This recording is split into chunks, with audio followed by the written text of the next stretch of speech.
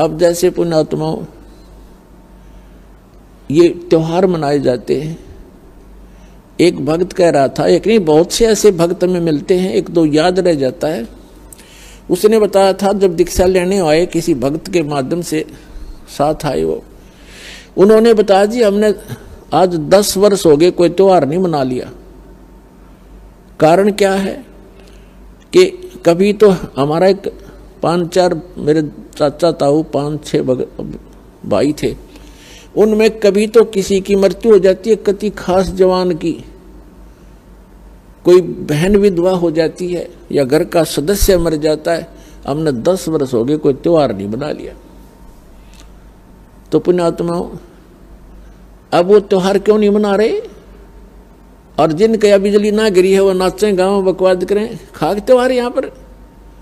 यहाँ पर तो परमात्मा कहते हैं कि यदि आपको समर्थ की शरण मिल गई फिर तो यहाँ आप खुशी मना सकते हो, और वो खुशी भी राम नाम में, भक्ति में। आपका ये त्योहार है सत्संग में आना, परमात्मा की भक्ति करो, सेवा करो, सिमरन करो, दान करो जैसा आपके हाथ से छूटे।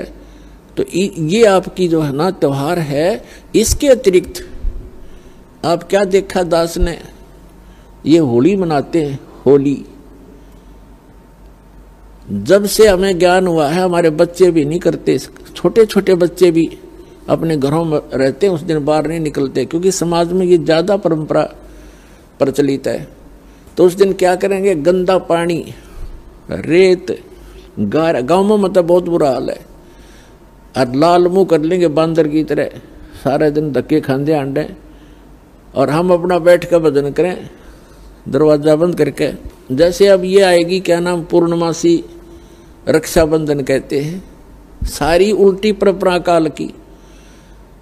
एक बहन बता रही थी जब दीक्षा ली उसने, और ये उसको ये सब मर्यादाएं बताएगी, सत्संग सुनाए जाते हैं। पहले थोड़ी संगत थी, 100, 200, 400 भक्त आ जाते थे, बैठ जाते थे, सब अब अपनी सुनाया करते थे मेरे पास बैठ के। तो एक बहन कह रही थी जी आप, पहली बार तो मैंने दुख हुआ था इस बात का जब ये सुना कि भाई रक्षाबंधन भी भाई का नहीं बांधना है। तो अब मुझे पता चला कि मैं रक्षाबंधन वाले दिन